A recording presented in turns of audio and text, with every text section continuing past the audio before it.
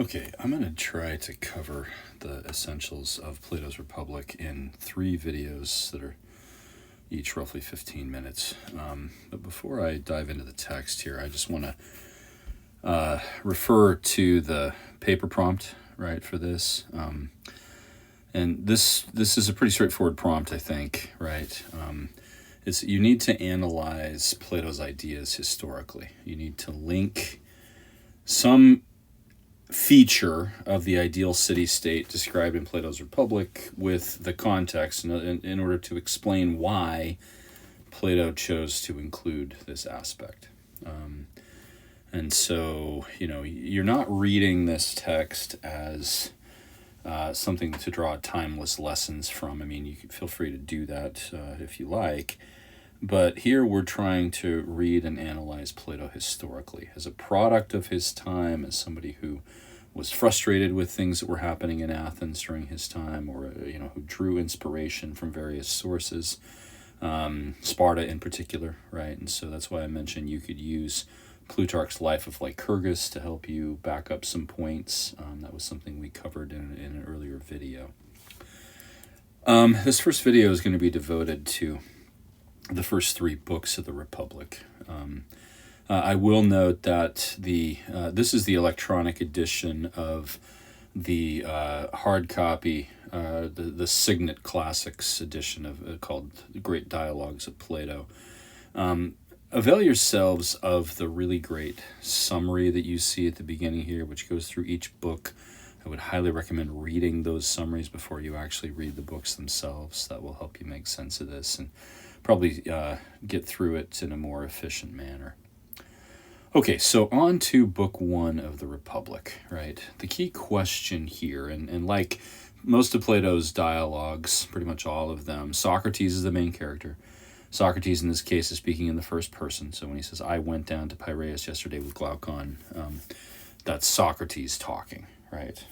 Socrates has these dialogue partners, Glaucon, Adeimantos, and Thrasymachus, and each one of them asks him questions, okay? Now, the great question that gets raised in this first book is, what is justice? And that's the question that really animates the entire Republic. And this is, a key question that Socrates raised in his sort of philosophical thinking, right? Questions like, what is justice? What is truth? What is beauty? Right? These tended to animate Plato's dialogues. The question here is, what is justice? And in the first book, so I'm not going to obviously cover very much of this, okay? His various dialogue partners propose different hypotheses, different definitions of justice, okay? And Socrates runs these through a questioning method, which in Greek was called the elenchus. We can call it simply Socratic method. Okay, Socratic method is not just asking questions, it's proposing a hypothesis and trying to discover weaknesses in that hypothesis until the hypothesis leads to a contradiction. And we can see that one of the definitions proposed here, I think by Adeimantos, is to give back what one is owed, to injure one's enemies and to benefit one's friends. And you can see here on this page the highlighted part that they reach a contradiction. The just man has been shown to be a thief, as it seems. And then he takes this moment to criticize Homer, which he does throughout this work, right? And so that hypothesis doesn't work, okay? I don't want to get into the details of this, but that's simply, kind of what he's doing here, all right? Thrasymachus in the first book presents the most difficult challenge, okay? And he's really fed up with Socrates.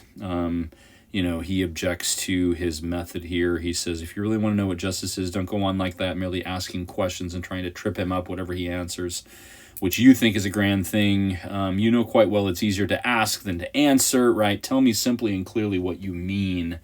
And so if you're frustrated as a modern reader, engaging Socrates, well, his contemporaries were as well. But then Thrasymachus goes on to say, justice is the advantage of the stronger. In other words, justice is defined by whoever is in power. We could also characterize this by saying might is right. If somebody has the power to do something, then they are able to do it, and they call that justice, okay? And then he goes on as a kind of extension of this to say, actually, injustice is stronger, and we might even say that the unjust person is more wise because they succeed more than the just person. So justice is a kind of foolishness. And Socrates takes this hypothesis on. This one's much more difficult. I'm not going to go through his objections or anything like that, or this thinking, but he ultimately concludes, and even gets Thrasymachus to conclude by the end of the book, that those, if you're unjust and you're trying to do something with others, well, you're going to deal unjustly with other people who you're trying to work with, and this is not going to lead to good results. And Thrasymachus is like, okay, I admit that that's true. So therefore, injustice proves not to be stronger than justice, he says, right? But by the end of the work, even though he's kind of he's undone what his interlocutors have said, he's kind of poked holes and found contradictions in their hypotheses, he still doesn't know what justice is. He says here at the very end of Book 1, so the upshot of our talk is now that I know nothing at all. When I don't even know what justice is, I shall hardly know whether it is really a virtue or not, and whether one who has it is happy or not happy, right? So that's where all of this talk leads. Now, Book 2 is where we really get into the important stuff, at least for the purposes of our class, right? Talking about communities, perfected communities, okay? And this begins with the question raised by Glaucon, again, one of his friends here he's talking to, right? Glaucon says, I have never heard, this is on the right side of the page here, never heard any account of justice such as I want to show it is better than injustice, and I want to hear it commended for its own sake. In other words, does justice have a value of its own, or is it simply relative? And then Glaucon goes on to say here at some length that many think that, and he himself, kind of harbors this idea, that justice might only be about reputation, that a person wants to be perceived as just, but actually, if you could get away with injustice, you would do it. Everybody would do it, right? And he tells this story called the Ring of Gyges, which talks about a ring that is able to turn a person invisible. And it's like, if you had the power, the power to do this, would you not do terrible things to people, to gain advantage over them, right? Would you not kill your rivals and take their things? And, if you could do this without being discovered, would you not be unjust, right? And this is an even more serious challenge than Thrasymachus had suggested. And this leads to some of the more fundamental parts of the dialogue here, right? Socrates says, well, look, I can't really say for individuals, right, what justice is. At this point, we're not equipped to do that. Maybe we should think about the collective, right? What would be justice in the collective? If we're looking at the level of a city, now remember in ancient Greece, the main kind of social and political institution was called the polis, P-O-L-I-S, right, the city-state. The Greeks sort of thought that this was the basic unit of any, civilized society, right? So he's thinking here, okay, let's think about this at the level of the polis, right? If we can figure out what justice is there, then maybe we can circle back and talk about application to individuals. And so this leads to a long discussion, which occupies most of the Republic. All of the parts that I've assigned in this class, right? Books 1 through 7 really deal with the various structures of the Republic leading to a just society, as Socrates sees it, or as he proposes, right? And so I don't want to give you every detail here. I encourage you to read through this closely. Try to note some of the things that he puts in. If you go back to the prompt, remember, you don't have to deal with absolutely everything in the Republic. You need to find a feature or two, right, that he includes, and then ask the question, why did he include these? Why was this a concern for him? Why did he propose the solutions he did? And so, he says, okay, what does a city need, right? Well, it needs people who do things and make things, okay? Well, he says, well, is everyone, equally adept at doing everything? Well, no. Some people are better at one thing than others. Well, how should we organize that? Well, each person should do what they're best at.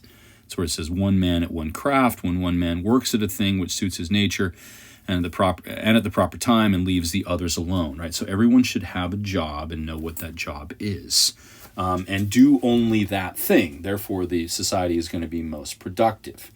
Well, then they start to talk about, okay, what are the essential jobs that we have to have, right? And they come up with a variety of things, but the most important of these is that we probably don't have enough resources for our population, so therefore we're going to have to go to war. And war, it turns out, in their opinion, is the most important of all the jobs. This leads to a discussion of, okay, who are going to be the warriors? Now, in ancient Greece, those who fought, there were no professional armies or standing armies in any of these poleis. Wars were fought by citizen soldiers who were otherwise farmers or craftsmen or merchants. And in Plato's opinion, this is not a good thing, right? The warrior, because this job is the most important, the warrior should devote himself to learning how to be a warrior and to training for warfare more than anything else. Now, I could just ask this: in what society in ancient Greece was that true? Well, the answer obviously is Sparta, right? He seems to be thinking about Sparta here. Now, he doesn't copy Sparta's system wholesale, right? There's a lot that he is implicitly criticizing in Sparta. For instance, right? They get to the point after raising, they're going to need these figures called guardians. That the warrior obviously needs to have physical characteristics, but that's not enough. The warrior also needs to be wise, and so therefore education should consist of things that teach them how to be physically strong, and also things that teach them how to be wise. Okay, and how shall our guardians be trained or educated? Well, gymnastic for the body and music for the soul. Now, we need to understand what these things are. Gymnastic is just like physical fitness. Physical training is what that means. Okay, this is a very generic word.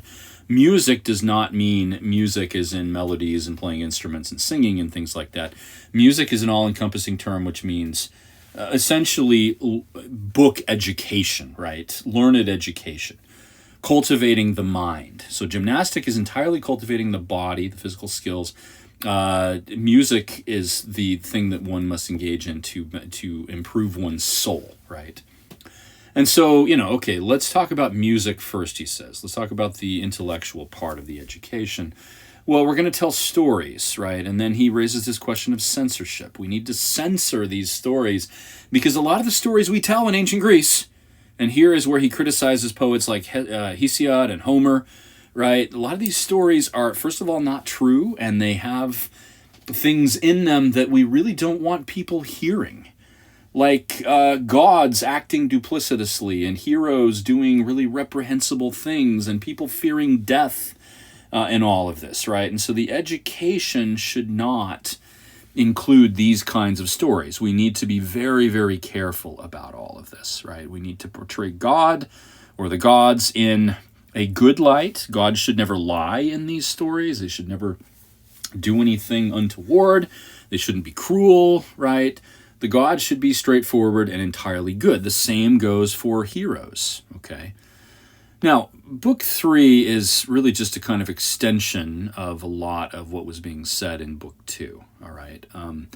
And so, first of all, let me just go through some of the key points here because I don't want to spend too much longer. The stories should have no fear of death. Socrates knows, or he feels, and that you can read this in the Apology too, and some of you may have read that text, that death, we don't know what happens after death, therefore we shouldn't be afraid of death. So there should be nothing in these stories where somebody is fearing death. And then, he takes this opportunity to criticize some of the, the prevailing kinds of literature, right? What kind of tale is left for us? Well, we've got to make sure that all of the characters in these tales are doing good things, that they're living straightforward moral lives. Really, he's suggesting a kind of boring, censored literature. But should we admit tragedy and comedy into our society, right? These were, again, some of the most popular types of literature. Well, and the conclusion is basically no, because in tragedy, people tend to do terrible things. In comedy, they do ridiculous things, and we don't want figures like that populating our stories, okay?